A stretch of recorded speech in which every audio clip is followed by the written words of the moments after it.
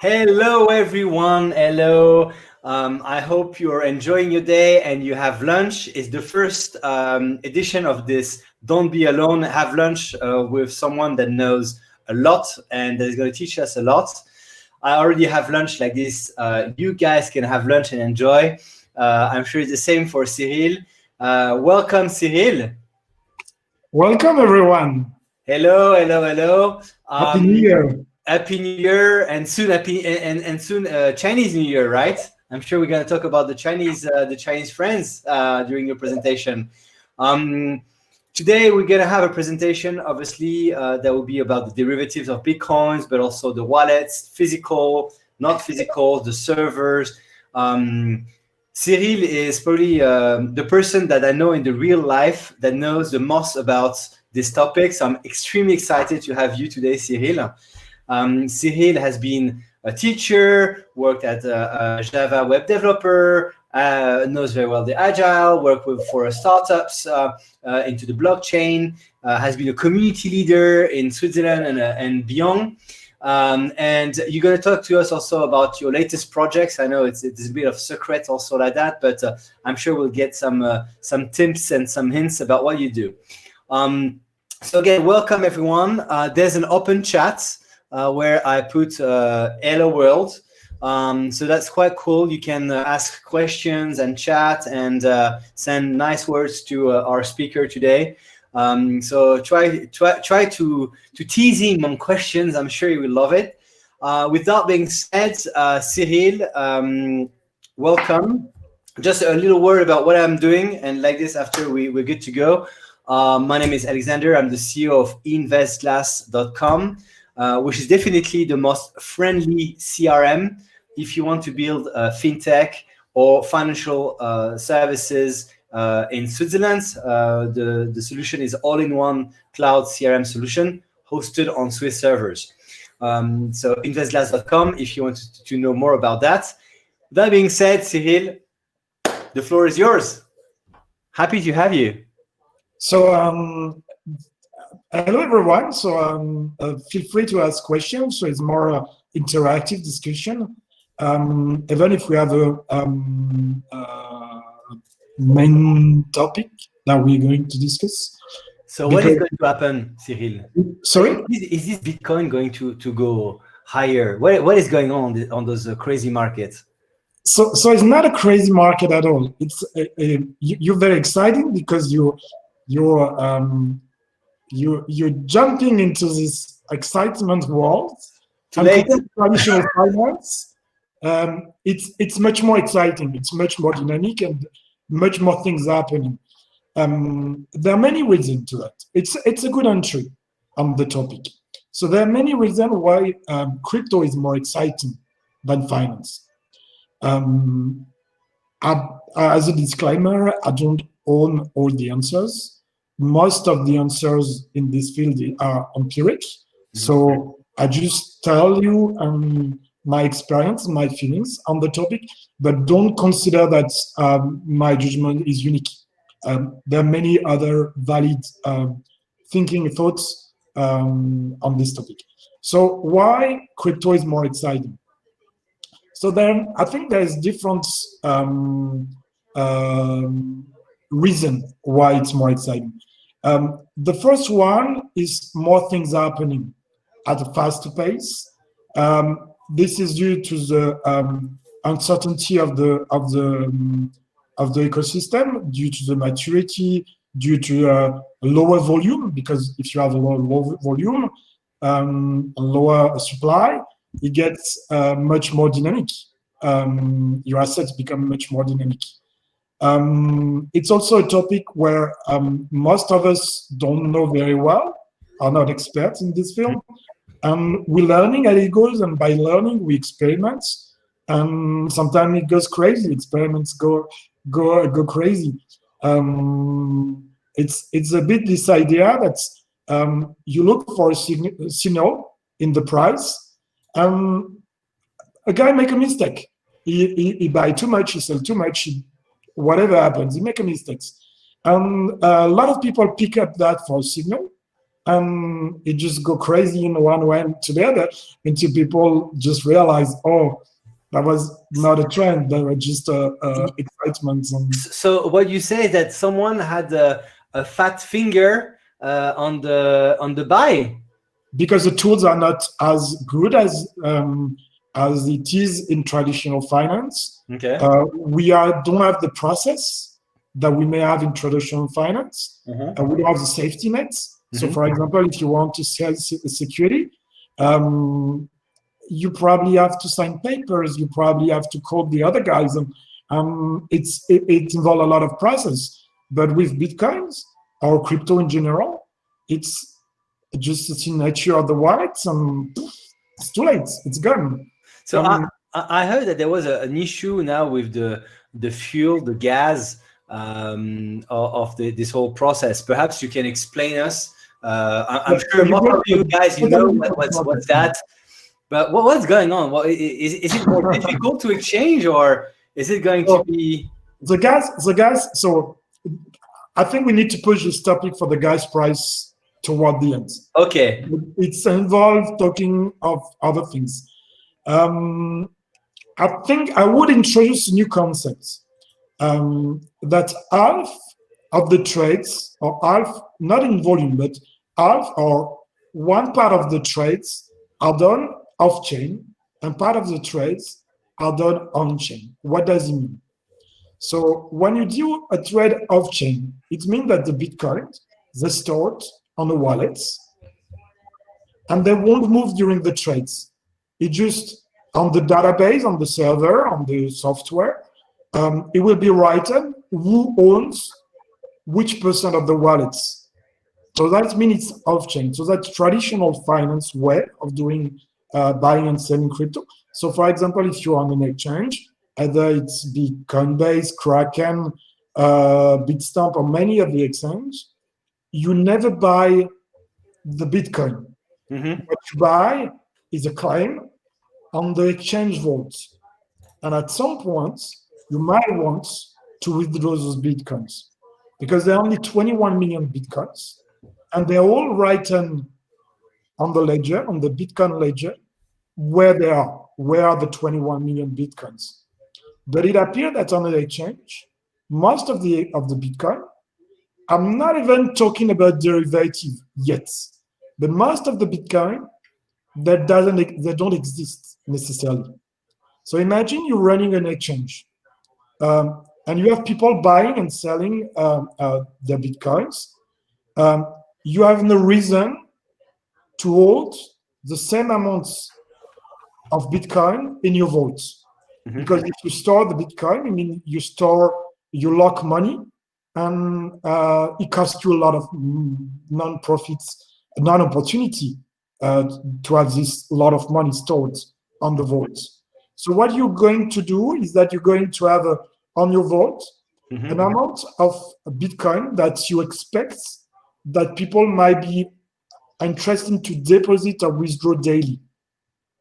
And you're going to sell much more Bitcoin that you might not be able to deliver at some point. There is nothing that guarantees anyone that the amount of Bitcoin sold to the customer is equivalent to the amount of Bitcoin held in the vault. If you have millions or tens of millions, you might see that the vault is too small for containing your amounts, but otherwise you will never see, you would never be able to challenge that. So that's why it's very important that when you buy Bitcoin and you plan to keep it for a longer term, you should withdraw them on chain on your wallets. So you mean what you mean is that we shouldn't hold. So what you mean is that when we do the actual transaction, your advice is to actually own also our own mean of keeping those block quite quickly, right? So it's not about being quick, because on the short term, as I said, the exchange has a daily volume of crypto. Yeah, most probably for a personal reason. Yeah. If they want to go bankrupt overnight, they need to have for at least one full day of deposit and withdraw on their accounts. Yeah. So that doesn't mean to be fast, but it means that if you want to keep it for months, that you should take your Bitcoin out of the exchange and keep it on your vault. And how do you do this? Do you have some solutions that you like? That's where the Bitcoin experience starts. Okay. As long as you're buying on the exchange, you getting a feeling of it, but you don't have any guarantee that Bitcoins offer. The governance of the crypto, the traceability of the token and everything, you only have it once your account is written on the ledger. So you might never, I don't know if you have seen the ledger, explore the ledger once. So if you go on blockchain.info, so I'm going to pass the link. You can share your screen, you know? Oh, I can share my screen. Yeah. Too much things on my screen. Okay, let me share mine. Let me share mine. I have no... It's very simple, what I want to show. What is the address? So I've shared the link in the chat. Okay, fantastic. So you can type at the blockchain.info, but it redirects to this blockchain.com/explore. So if you go there, you will see that you have the price, the member, you have a lot of things that's not necessarily easy to understand, but you have the lattice blocks. If you just go a bit below, you have the lattice blocks, and you see the number of blocks which are added every several minutes or so. Every several minutes, you have a block which contains a leaf of transaction, which is added on the blockchain. And each transaction, you can see on the right column, lattice transactions.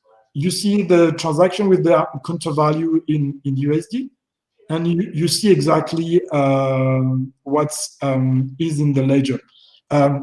You might explore. It's funny to do. You might explore. You might try to find the large vault and everything, but you only own Bitcoins when your name is written on this ledger. So the website is just representing the ledger, but you can also have your node if you want.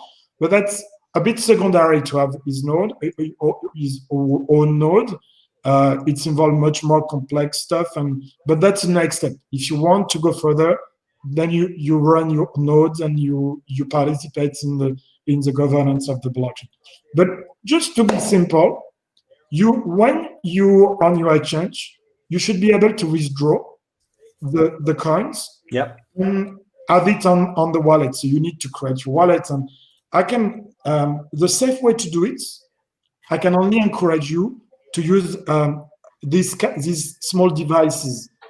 I should have asked this to Père Noël, to Father. Yeah, it's not very costly.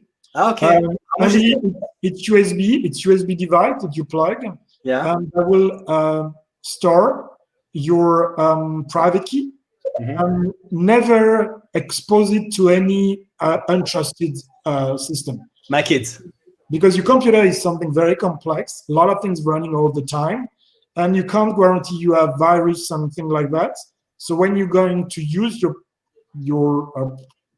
signature, your wallet, yep. You don't want any risk that the signature can be copied from the memory of the computer or whatever, because it's only require one time for your wallet to be empty and everything, and you lose everything. Another challenge is to lose your private key.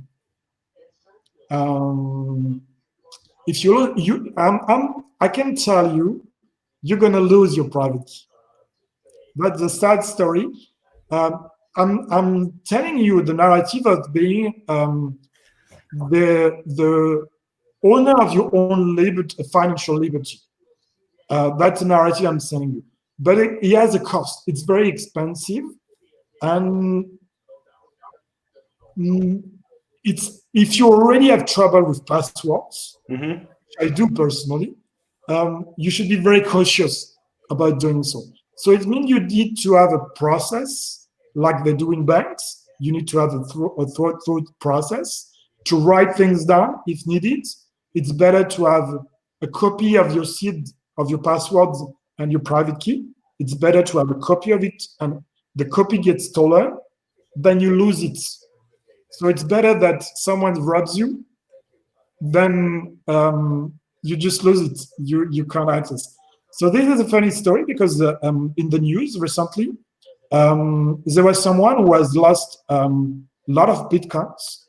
He don't have the password. He don't have the private key. No, he still have the private key, but he has a password on his private key, and he don't have the password on his private key, which is a bit different. Retrieving the private key is almost impossible. To give the raw amount, the number we are talking right now, you have more chance to find the right atom in the universe than finding a specific private key. So you have more atoms, you have more combination of private key than you have atoms in the universe, in the observable universe. So imagine the planet, the stars, the stars, the universe, the galaxies, everything, all these atoms combined, you have less atoms than you have a private key combination. So if you want to get the private key. But Cyril, we have people in the chat, Jérôme and Matthew, being concerned, saying that the breach. There has been a breach. What happened? Someone found that there was aliens in the universe, or what happened? Is this one okay? No, you were speaking of the hacking. Yeah. So what happens is that Ledger was hacked. Wow. But it's not this private tool. That's this tool that was hacked. Okay. This is still very secure, and there's a lot of thought into it. What was hacked is the customer database of Ledger, which in terms of reputation is catastrophic. But in terms of cryptography security, no one is stuck with this Ledger. And it's still a very valid tool to use because it has not been hacked with reasonable means. So you can hack it, but it's the complexity of going through it is very, very, it requires a lot of knowledge and it requires physical access. Yeah. There was another question. Stanislas is eager to know everything about your knowledge. Because what I want to talk is about derivatives, and that's why I'm really start to emphasize on the fact that you have on-chain and off-chain, and that you have two narratives.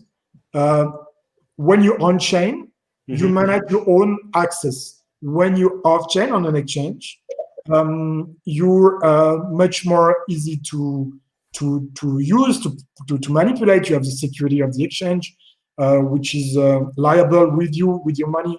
But the fact that you own and buy Bitcoins is already a derivative, because the amount of Bitcoin you have on the exchange has no link to the amount of Bitcoin you have in the vault of the exchange and the amount of Bitcoin that you have on the ledger.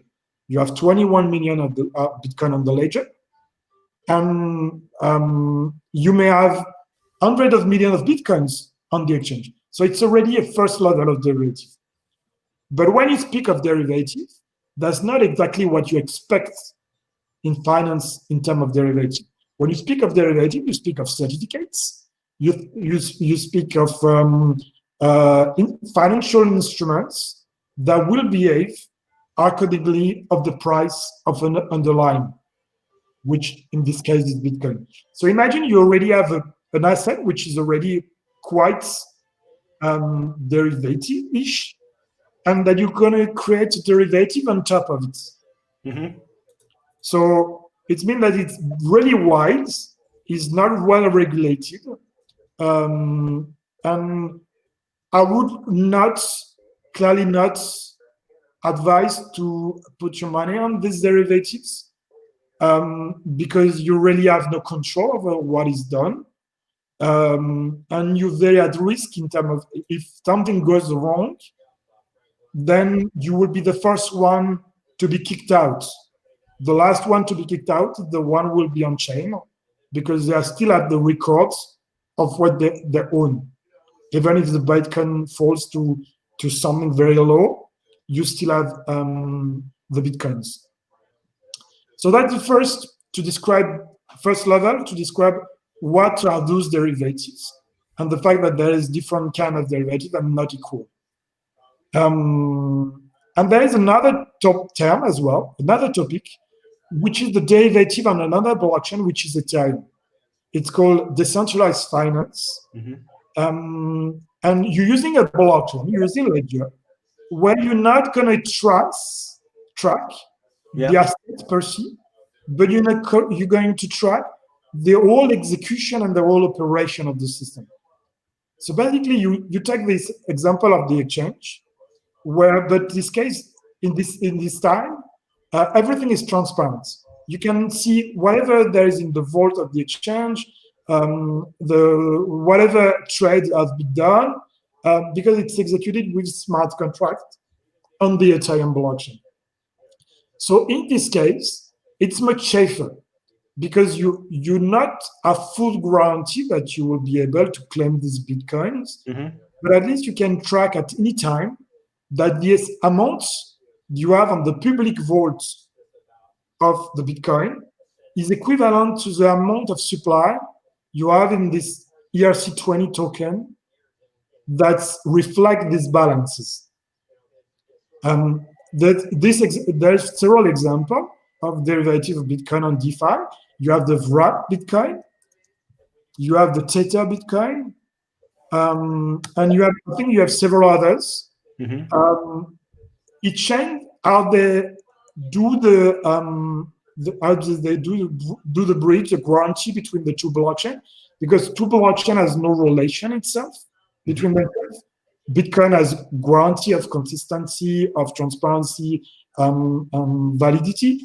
Ethereum has the same on the side, but there's no guarantee between the two ledgers. And that's where you have innovative solution to try to bring the gap and try different level, different approach and different level to manage it. So now so that's the third type of derivative. You have the one on the exchange, which is Bitcoin. You have the derivatives on the financial institution, usually the exchange, but banks now institutional now provide you derivative on Bitcoin. And the third one is the DeFi Bitcoin.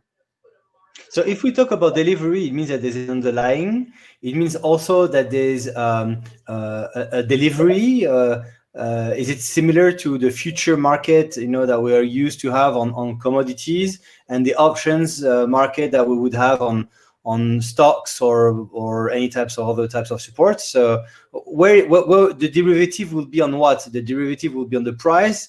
I know I mentioned, but I mention again the fuel, the gas. Would it be also on the fact that the fuel gas could actually increase, the price could increase as we have on the Bitcoin a limited universe?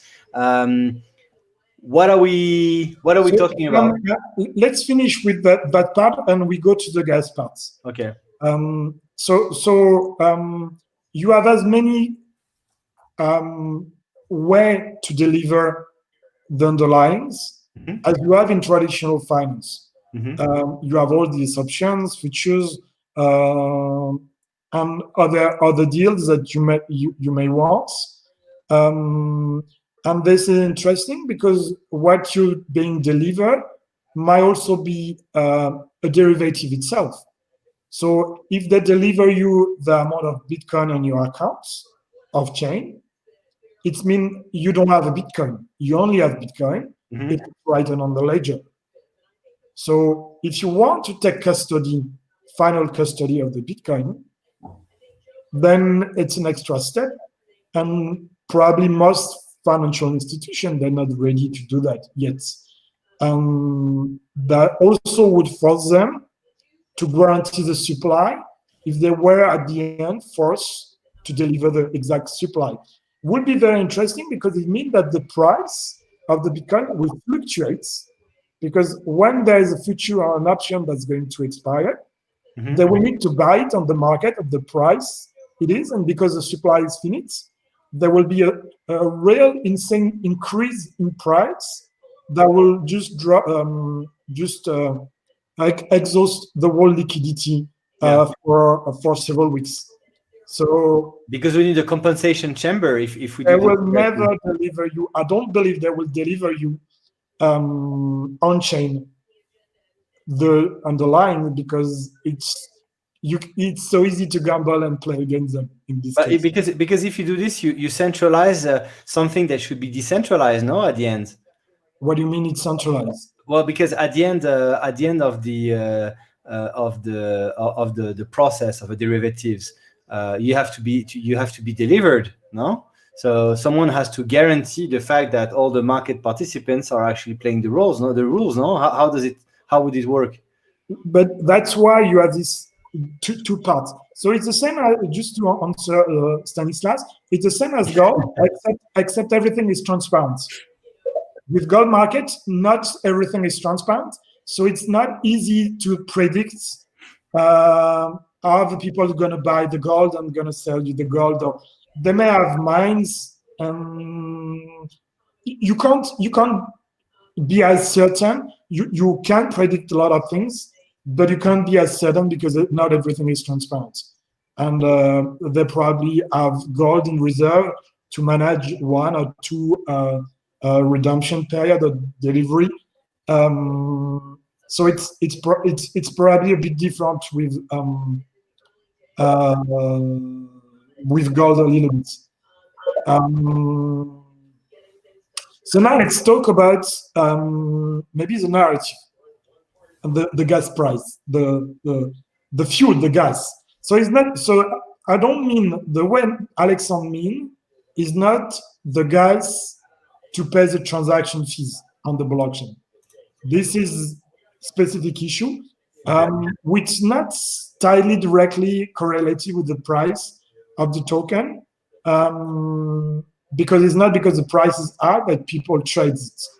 People trade it when the market it's changing its path rather than just going a straight line. So Bitcoin is very interesting because Bitcoin is based on a very strong narrative that a lot of people believe, that it will always go up because the supply is limited. I don't fully believe it's true. Okay. That supply defines the price. I can demonstrate that with other blockchain having almost the exact same protocol that are not as successful. And I don't believe that the tiny difference you have between these protocols is not sufficient to explain why Bitcoin goes up all the time when the other doesn't go up all the time. So I believe it's much more about a narrative and the community building, the strength of this community. That's so convinced that it will go up that people buy. Because more and more people sees that it go up, more and more people buys it. At the same time, I don't believe that it will burst like a Ponzi, because there is a very weird underlying. So the value of a blockchain is not a technical tool, is not so much an economic value, because behind these tokens, you have no underlying, no real factual value. The real value of a blockchain, it's a community. It's a sociology, social engineering, and all these links between these people, and all these links between this ecosystem, because it's an economic system, that strengthens the people together within this community. It might burst, but it will still own something, which is the bonds of the people who are collaborated all together, and have built this community all together. And I will go now to the other way, to the fiat side. If you look on the fiat, what's define the value of a fiat, of a currency?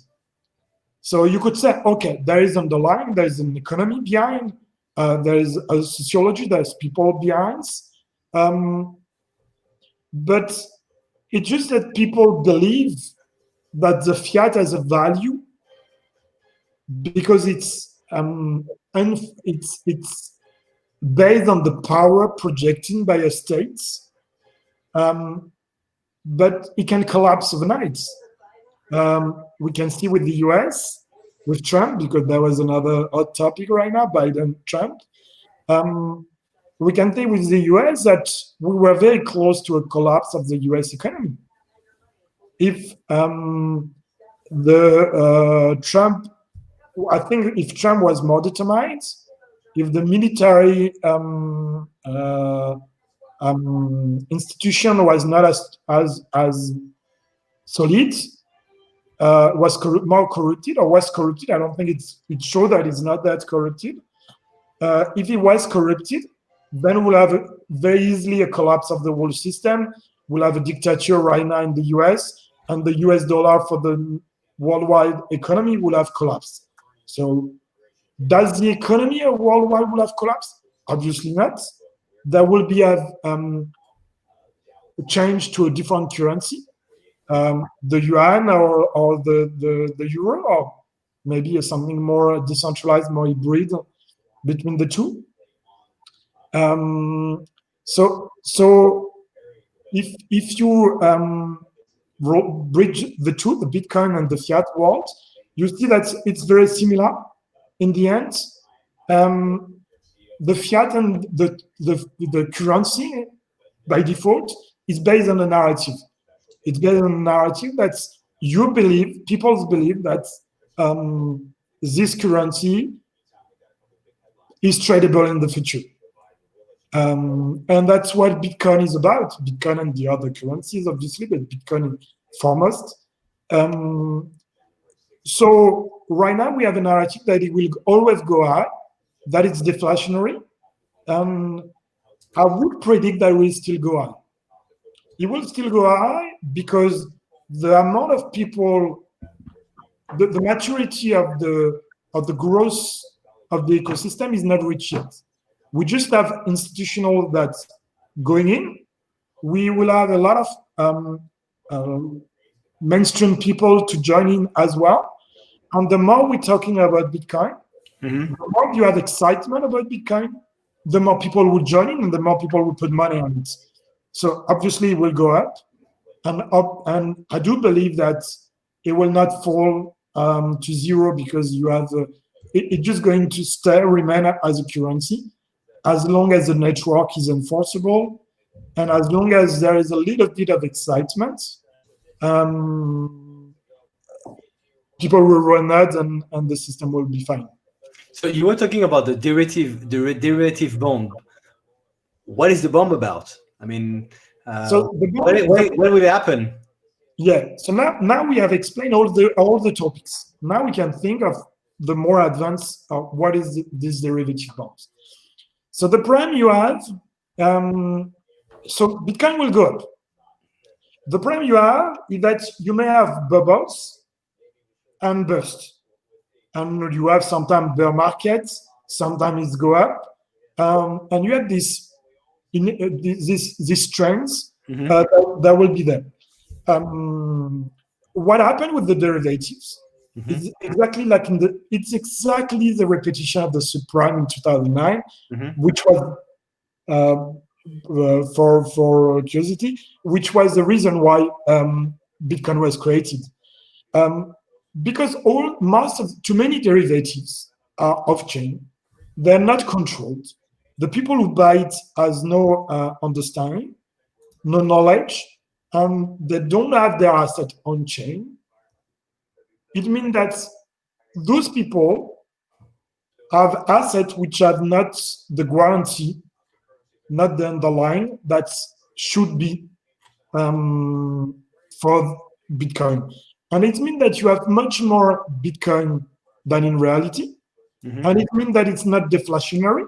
in this concept, in this concern, is not deflationary because you can create as many derivatives as Bitcoin as you want. So if you look at the whole assets, the whole supply, the whole liquidity of Bitcoin and all these derivatives, you're not deflationary anymore. You have a limited supply. And because of this orthogonal things, everyone who invests in a derivative, we have a very high risk to have zero in the end. I mean, have zero, to lose everything, just like in the subprime. So that's why it's important that you use traceable and transparent assets. So either Bitcoin on the blockchain with your own wallets, or going on DeFi. DeFi is pretty safe because the supply is traceable, and you can look at how the bridge is done most of the time. And I would say it's okay to have Bitcoin on a crypto exchange. So if you have Bitcoin on a crypto exchange, it means that the business model of the crypto exchange is to guarantee you have this amount of Bitcoin which relates to the Bitcoin you have on the vault and on the blockchain.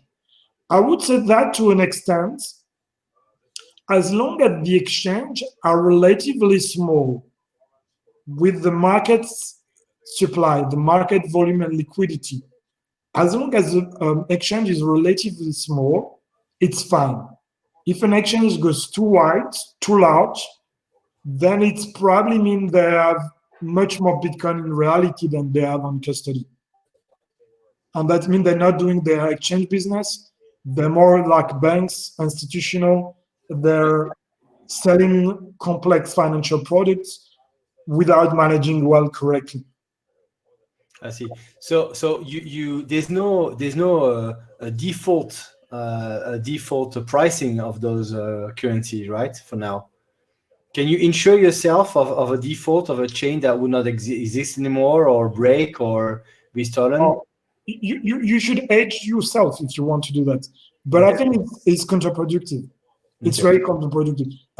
It's meaningful in terms of finance to hedge your position, but it's better to diversify if you want to limit the risk than take an assurance for something that's very speculative. That's why I'm saying it's counterproductive, because it's speculative. In the same way, would you insure yourself against the disparation of the US dollar? You probably won't do it, and you probably even do your insurance based on the US dollar. Or you might not trust the euro, you might not trust the yuan. But the funny thing is that the financial system in itself insure all these positions, they insure them in US dollar. So you certainly don't want to insure yourself against. It will be a cost with a very low probability of occurrence. It's better if you don't trust the dollar, just don't insure yourself in dollar, but maybe invest in euro, invest in gold, invest in diversified if you want to reduce your exposition to any run risk. We have a few questions about gold, about IMF, China.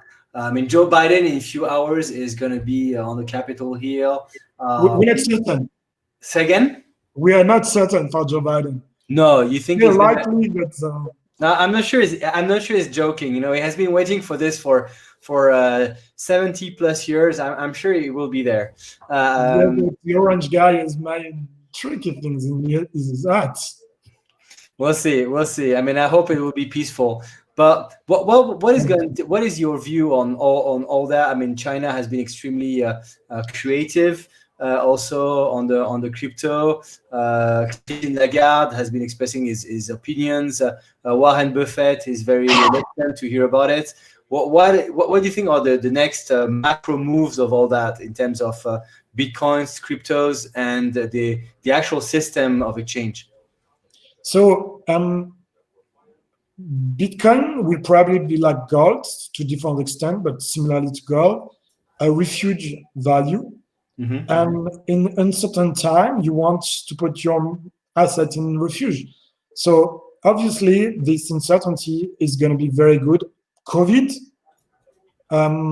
economic crisis is going to be very good for Bitcoin. Mm-hmm. It's really going to be very, very good for Bitcoin. Now let's talk specifically of the US. So Joe Biden has announced a $1.3 trillion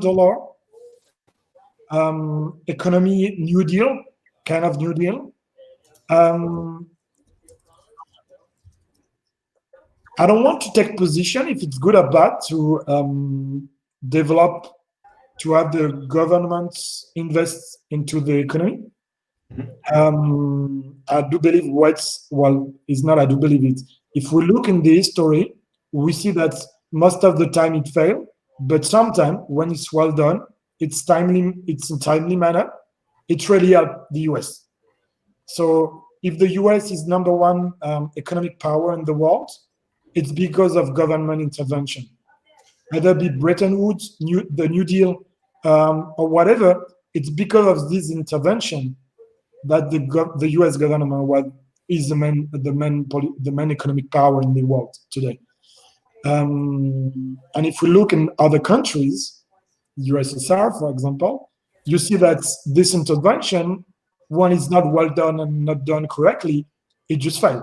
So I don't want to judge Biden on what he's going to do. It's too early, and it's not my expertise, never my role to judge that. It might, however, has two opposite effects. One is going to scare liberals, conservative. Funny thing is, conservative, they're for government intervention, but because it's Biden, because of the guns law and everything, it's going to scare the conservative and the liberal, not in terms of Democrat in the US sense, but more liberals like theoretically liberal. So people that don't want government intervention. Yeah. So it's going to scare those two people that might want to buy Bitcoin to escape from the government's control. So that's my push the price higher. It might also, this intervention, create opportunities, better opportunities than Bitcoins are, or opportunities that need to be filled because banks and institutions have roles to play with that. They probably have the responsibility to do with that. They might not invest as much money that they could in Bitcoin, or because we know what banks do and what banks are, they might use that money of the 1.3 billion to re-injecting into Bitcoin to some extent, rather than financing the economy. Because you never know, and you see how the economy is linked all together. Now you have the yuan. So in China. So I think China is the new success, is a victor of this COVID economic crisis. China will be the successful, the first economic country in the world. But China has many different problems internally. In particular, they recently arrested many billionaires, or several of the leading billionaires, because the billionaires were too much powerful, they're threatening, and they were in the moods, in mindsets, where they understood that the restriction of freedom was not good for China to go further. So there is like a glass ceiling with China in terms of economy because of this high control and not freedom of speech and a lot of things. And because of that, you will have a lot of people who will be scared to be rich and will try to move to Bitcoin to get out of this government authority and government control. If you're a billionaire in Bitcoin, you might keep under the radar of the China government because it's harder for them to see that you're the owner of this rich amount of money. And you better have a lot of those USB ledger you showed us, huh? No, you don't need. So You when you go to all large the eggs in amounts, the same basket, right? when you have large amounts, you use multi-signature. So it means you need not one wallet, but you need several wallets to sign a transaction. Or you use military grades custody solution. Like in Lausanne, you have Metaco, and you have other in Israel or US or so the military grade custody solution. It's solution that self-destructs, so that they're resilient. As I told you, if you use a ledger, you can, if you have physical access, you can open it, you can look at it, and you can extract the seed. With a military grade solution, if you try to do that, you have a thermic sensor, you have movement sensor, you have a lot of sensor in many ways, and the chip burn itself, self-destroy itself, if it detects intrusion, not authorized intrusion in the vault. So it's really another grade if you want to do custody on behalf of others. It's like Mission Impossible type of it's mission. Well, it's kind of mission, because with quantic things you might want to manipulate the system, but secure this, secure this. But you need, if you want to do large amounts or you want to do institutional or custody for others, you need this military grade kind of things. So yes, let's speak of the Swiss one. So Metaco, Securosys. And the last thing is emerging countries. We didn't talk about it. Emerging countries is very interesting because they may not have they have a corrupted government, corrupted economy, and Bitcoin prevent or make much less harder to do corruption because it make too much trace. It's guarantee execution of operation. So if we in the middle of the Africa and we want to do a trade, I want to sell my motorbike. It's gonna take us 10 minutes, but after 10 minutes, we will be sure that the transaction has gone through, and neither you or me has the possibility to unwind this transaction. I'm not expert in real estate. I will add a disclaimer. Do not invest in crypto in real estate. Okay. This is not a good idea. Real estate is the most complex assets to tokenize by far. So maybe I can tell what I'm doing, my job. Yes, please. So I'm not a financial guy. I'm a developer. Of course, I've worked on at 6 Swiss exchange on the life cycle of derivative and structured products. So make me quite knowledgeable in this specific area. And I'm in blockchain since 5 years. And I don't try to do crypto. Some are good at that. What I try to do is use the ledger and the smart contract to safely operate traditional assets. So equities, bonds, and later on derivatives, and maybe in the long term, real estate. If you want to do derivative, it's good to add the underlying. And if both tokens are on the same ledger, you can guarantee that there's a safe execution between the derivatives and the underlying, and both are tightly correlated, tightly linked, and it's really improved self-execution. So the consequence of doing so, of using the blockchain and the ledger to execute traditional assets, is that you can remove the middleman. So the middleman, of course, on equity and spending of the notary, but I also think of all financial institutions. So you can let small companies manage their own registry by themselves, and do everything they want. So increase the capital, distribute dividends, or do whatever they want without intervention of third party and middlemen. And I think it's really, in particular for small and medium enterprise companies, it really improved the governance that you can track whether has this amount of shares, whether I sold the shares to who.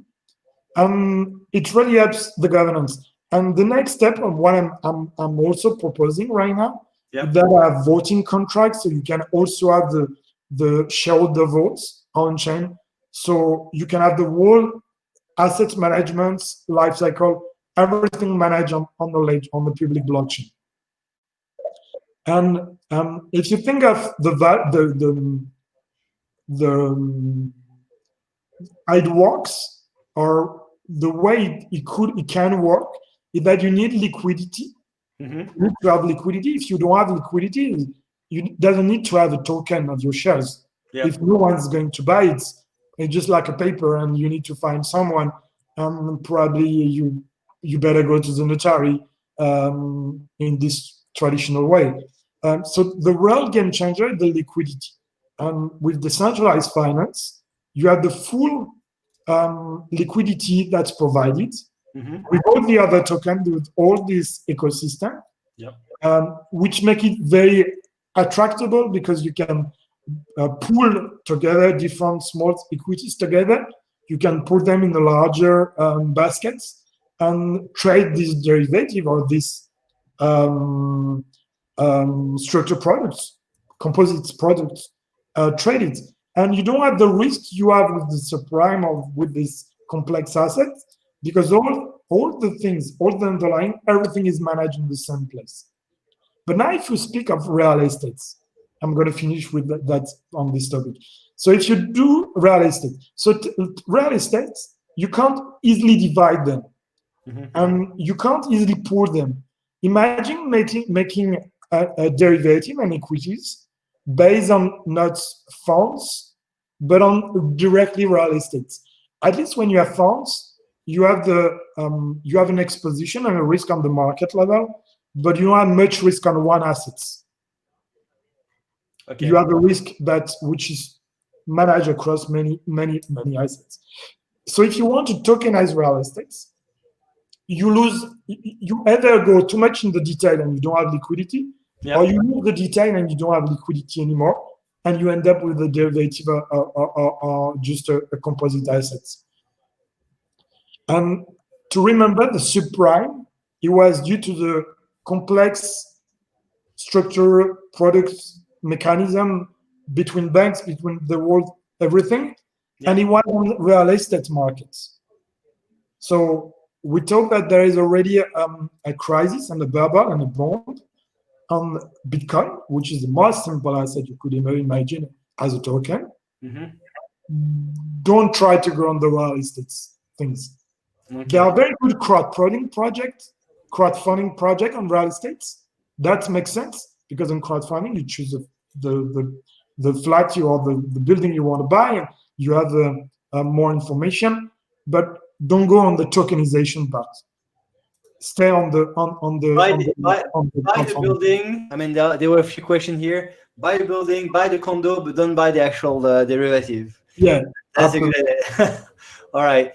Well, thank you very much, Cyril, for your explanations. It was extremely interesting to know all that stuff about derivatives, gas, fuel, the price, and what's going on in the market. Obviously, everyone can connect with you on LinkedIn. Thank you very much again, Cyril. Thank you. We'll have the same. Thank you. We'll have the same type of lunch next week. I hope you'll join us. This time the topic will be how to get noticed on LinkedIn with your corporation when you're a fintech or when you're a financial service specialist. We'll have a specialist talking to us about that topic. So I hope you'll join us. All the information will be shared with our meetup group, and of course we can connect you there into your Telegram group, which is absolutely exactly. amazing. So if you want to learn more, if you want to see more things about decentralized finance, join us. Join me there. We will. Much really appreciate it, Alexandre. Thank you. Your online lunch is a really amazing experience. Yeah, let's keep contact. It's important. Let's keep contact. Okay, let's keep contact with this period that is quite strange. It's important that we stay. And obviously, I see all the people present today, the participants. If you want also to participate to this luncheon as a speaker and be on stage, be my guest. Just contact us on private message, and we'll arrange that. Have a lovely day, and speak to you soon. Bye bye. Bye bye.